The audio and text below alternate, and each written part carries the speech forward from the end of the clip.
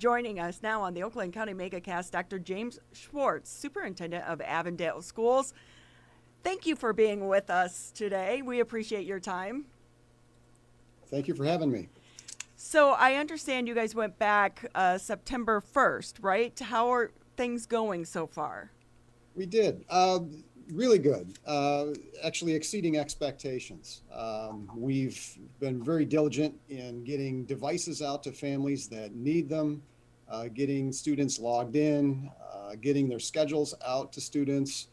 They're following protocols very similar as if they would be if they were in seat. So quite a bit different from the spring remote teaching. We were pretty much in a state of emergency at that point, and this remote teaching certainly is I'll say a lot more robust and certainly closer to mimicking the in-seat day as much as possible. So it's been going quite well. Dr. Schwarz, you had said previously that school was going to be fully in person, with some people that have taken the liberty to do their learning remotely. Was that still the case? Is that how Avondale Schools is currently operating, or did that change since we last spoke? Correct. No, we are currently all remote teaching, so it is 100% online at this juncture. We are looking to, actually I say we're planning on reinstating in-seat instruction. We're targeting right now after the 10-week mark, which puts us roughly after the first week of November. And at that point, we'd be looking at some type of a phase-in period, call it a hybrid period for a couple of weeks, and then, bringing students back on a graduated incrementation at that point. And that's pending, of course, what the state of COVID is, moving forward over these next several weeks. What the county health data shows us in terms of spikes. We'll be curious to see what effects, of course, this Labor Day weekend will have on any spikes in COVID cases moving forward. So we'll be taking the temperature, so to speak, of kind of using those statistics and then also gauging interest and where people are in terms of their confidence level through surveys and such with parents, staff, as we get into October leading into November. So that's our current, in a nutshell, planning as we're moving here. Dr. Schwarz, one of the things that we've experienced here on the MegaCast, technical difficulties getting connected, or I know that in some places throughout Oakland County, we had storms roll through last night, maybe their power is out. How does that impact the students if they can't log on, or if they're having issues with logging on, because attendance is being taken right now, correct? That is correct. Yep. So there are protocols, if there is a difficulty with logging in, there are folks to call to notify that that's the case. So we have, call it an online support center, where folks can call in and indicate that, they're having difficulty logging in, or they've lost their passwords, or whatever the case may be. And we have folks on hand that will assist in those matters. And of course, we understand that these call it acts of God will happen in terms of power outages and things of that nature. So we're not letting that negatively affect pupil attendance or being punitive with those types of situations. IT tech people right now, the true superheroes during this pandemic, and they need some capes to continue to keep us online. How are you helping parents who have been unable to secure childcare and yet they have to work? So we've expanded on our childcare opportunities here in the district. So our current childcare program is probably now 4 or 5 times the size as what it normally has been. So we've increased staffing to accommodate childcare needs. So folks can certainly enlist in our childcare programs that span the course of the day. Previously childcare was before school and after school. Now our childcare extends throughout the workday for folks. So, and we've also adjusted the rates to make them affordable, so that families can utilize our childcare at a very reasonable cost. And many folks are taking us up on that opportunity.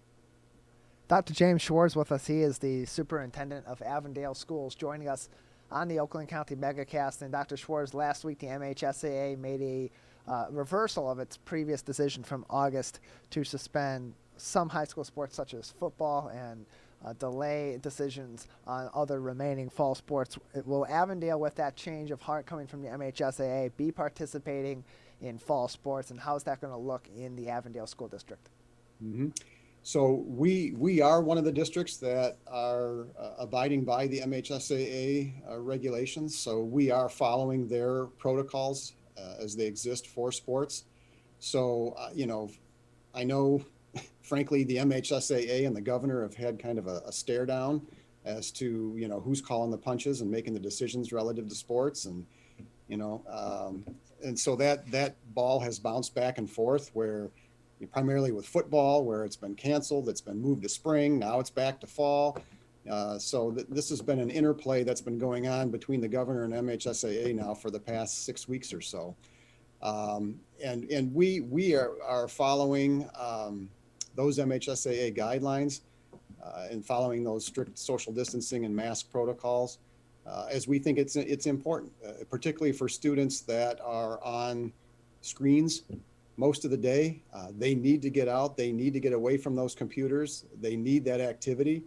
And if we can provide those activities in a safe, small group, socially distanced, masked environment, we want to be able to offer that to our students, as well as clubs and those types of things after school. I mean, we think it's important that they have that outlet for activity and for socialization.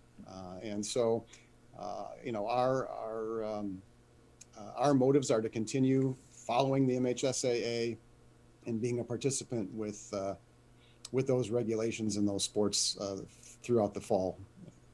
So speaking of sports, one of the things, a friend of mine, her son has a gym class, but it's virtual. Are you offering gym virtually, and what does that look like? So right now we are offering physical education virtually, and a lot of that is done through video, where the instructor will showcase whether it's conditioning techniques, which is mostly the case in an online environment, where students are exercising, they're tracking their exercise, they're reporting back to the instructor, reporting back to the class. The instructor provides real-time instruction, as well as videoed instruction. Certainly it's not, it takes a back seat to actually being in a phys ed class, but under the circumstances,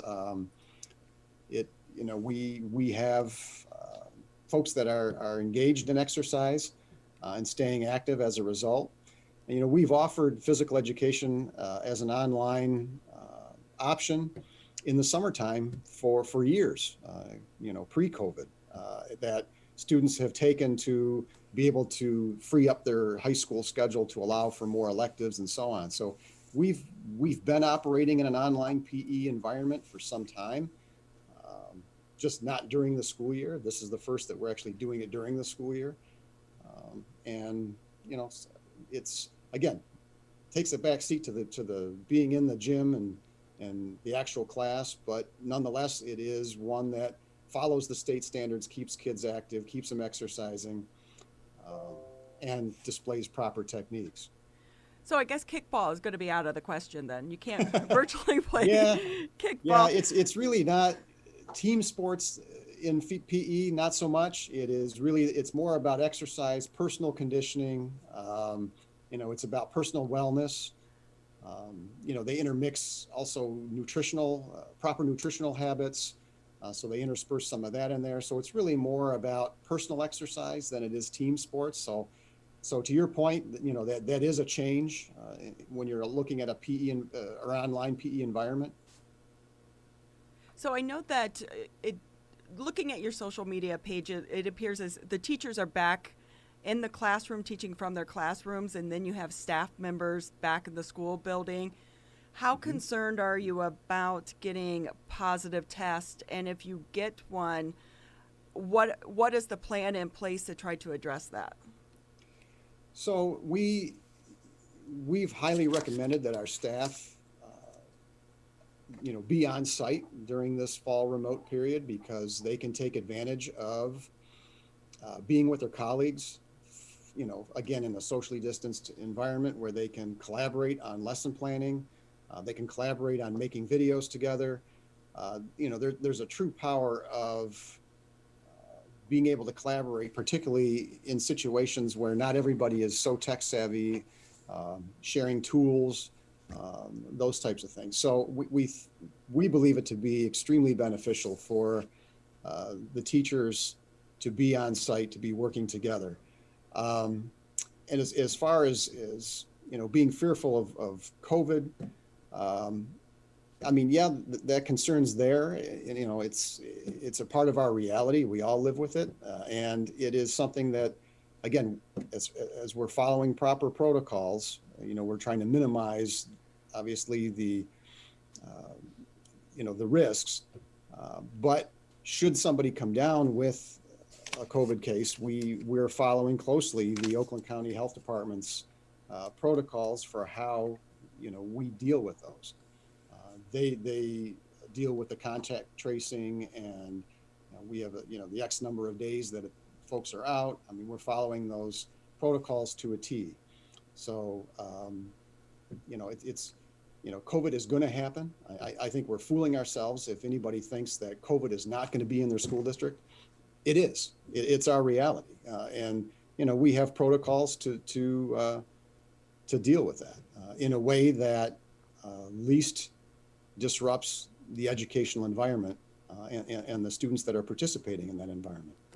Dr. James Schwarz joining us. He is the superintendent of Avondale Schools with us today on the Oakland County MegaCast. And so we're still 10 weeks away from when there would at earliest be students in the classroom again at Avondale. Are plans in place already in the school district, or are they at least in the works as we approach that 10-week period for how to properly bring your students back safely and put guidelines in place in the event of potential outbreaks, which, as you said, are more than likely inevitable given the spread of COVID-19?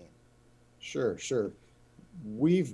This has been a conversation piece since June, frankly, in terms of what in-seat instruction looks like. We were initially planning on being in seat until about mid-July, when the tables kind of turned and the COVID data was not going in the direction to really support in-seat.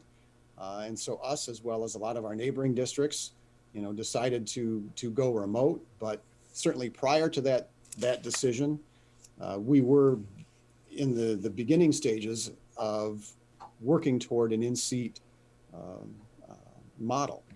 And that continues. We continue to refine our plans for what in-seat looks like. We have folks across the district that are actively involved in that conversation. So when that time comes around, we will be enacting on those plans. That we are looking to have a gradual phase in, as I mentioned earlier, of getting into a sort of a hybrid where we're introducing students back to school. It's not going to be like flicking a light switch where all of a sudden, it's Monday morning and everybody's back and we're trying to operate as normal, like pre-COVID. It's going to be more of a gradual hybrid for a couple of weeks to get us to that point where we're instructing students on proper social distancing, on mask wearing, on what all the protocols in terms of how we walk the hallways, directionality in the hallways. So there's time that we're going to be spending with students incrementally in coming in over I'll call it a transition period that will span a couple of weeks before we're back in with a full student body again. And I do suspect that we'll be phasing in the different levels of school, so elementary, perhaps middle, and high school differently, so that we'll be prioritizing elementary first, and then moving into high school. And high school could potentially be, toward January, as we move on that continuum. So many plans to put in place for so many different scenarios.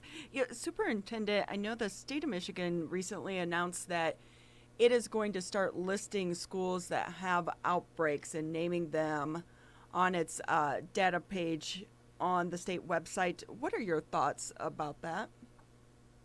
Well, my initial thoughts are, what's the purpose? I mean, I don't know. I mean, is it purely from an informing standpoint, or is there some ulterior motive in terms of why? I guess I question as to what the overall purpose is. I don't really understand, or have been given the purpose of that. But it's, again, COVID is everywhere, and it's going to affect pretty much every district in the state, I would imagine, at some point. So we're all struggling with it. If they're going to use the information to rank us or somehow, make us sound less desirable. I mean, you never know what the motives are, but, it's something that we're all struggling with. From an informational standpoint, do I think it's good from an informational standpoint? Yep. But if it's put to any kind of a degradation of districts or degradation of public schools or whatever, then I guess I have issue with that. So many things, just wait and see how they play out, right? So just a minute or two left here with you. I guess I have to ask, are snow days a thing of the past now? They could be. They could be. That really depends on how the usage of your student computers go. So if you have the luxury as a school district to have one-to-one, where each student has their own personal device, then the notion of no snow days is more of a reality than districts that don't have that luxury yet of being able to furnish every student with a computer.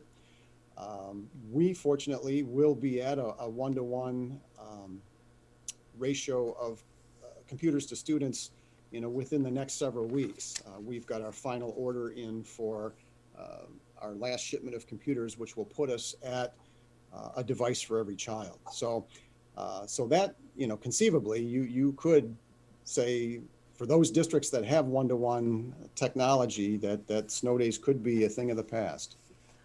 Dr. Schwarz, with the superintendent of Avondale Schools, so great having you here with us on the MegaCast. About 30 seconds left. Anything you want our listeners and viewers to know before we let you go? No, other than, we're all working as hard as we can and trying to navigate, again, uncharted territory. And so we appreciate folks' patience. You had talked about earlier with tech issues and, those initial startup hiccups that we have getting into the school year, primarily around technology. So we appreciate folks understanding the positions that we're all in. We're all making sacrifices for, within this situation. None of us wanted this COVID experience. None of us wanted to be remote. But this is our reality. And so, again, we do appreciate folks understanding that and folks rolling with those punches, being patient, and working with us as we troubleshoot to make this collectively the best experience we can for students. And Dr. Schwarz, we appreciate all the work you and your team have been doing. Go Mustangs!